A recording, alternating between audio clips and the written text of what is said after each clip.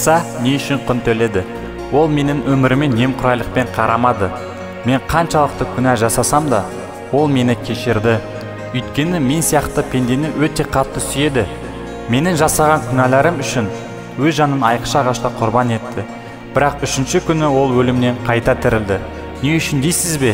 Мен үшін, сіз үшін, яғни біз үшін. Өйткені ол бізді өте қатты сүйеді. Келе жазбада Құдай өзінің рухани ұлын адамзатты соттауға емес, құтқаруға жіберді. Оған сенушілер қияметте сотталмайды делінген. Осы құрбандығын арқасында мен мәңгілік өмірге ие болдым. Өмір кітабында менің Алмас деген есімім жазылды. Білесіздер ме, Исаны құтқарушым деп жүрегіме қабылдаған соң, өмірім күрт өзгерді. Өмірім қуанышқа толды. Ол қуанышым Исаға деген сенімімде.